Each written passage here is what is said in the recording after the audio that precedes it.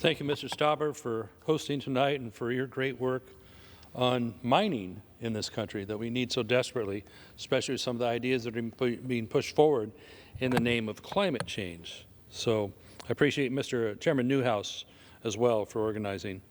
So what do we know about H.R. 1? The bill was discussed here all afternoon, known as the Lower Energy Costs Act. It will reform the permitting process across industries, cut down on needless red tape, and help drive down energy costs for Americans.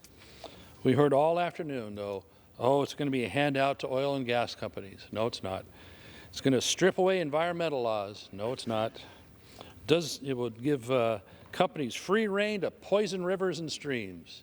Yeah, that's really what we're about here. No, it doesn't do that either.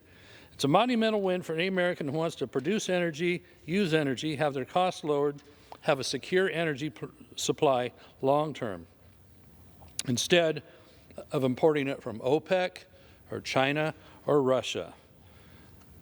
The legislation we're talking about, the Clean Air Act, the Clean Water Act, these were signed in the early 70s by a Republican, Richard Nixon. Republicans know how to do things ecologically soundly as well. You wouldn't know it from the other side of the aisle or even the press. But yes, we're interested in doing things correctly. But also there's the reality that people need things. People need energy. People need to stay warm.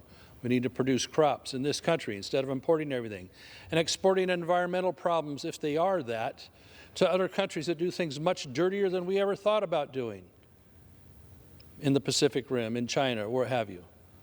Our natural gas that we produce in this country is extracted during a cleaner process. It's even cleaner fuel than what comes out of Russia. That's why it's good if we were partners with Western Europe on exporting natural gas to them instead of getting it from a pipeline from the Russian Bear. So, despite this critical need for an increase in energy supply, which the need for the world is going to continue to go up. You may have seen the chart earlier we were using where it keeps going higher and higher, and oil and gas and the rest of the world are going to be part of that. Now, they're trying to clamp it down in this country. We're the only ones going to be economically disadvantaged compared to the other countries around the world by doing so.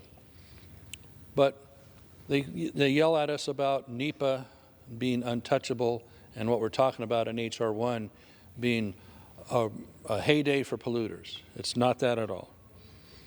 What it does point out is it takes more than a decade to permit a mine, more than a decade, to get a new mine going in America for all these batteries they're going to want, for all this electrical they're going to want. Canada and Australia can do one in less than 3 years. Then they're not ecologically unsound.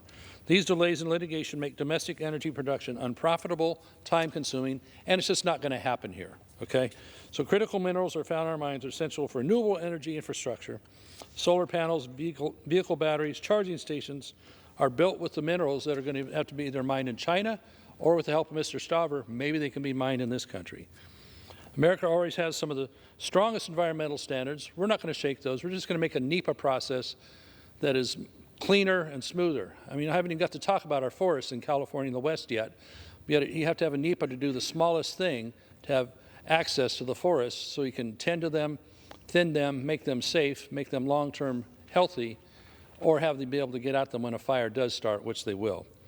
The current process is so cumbersome, it's a barrier to the proper management.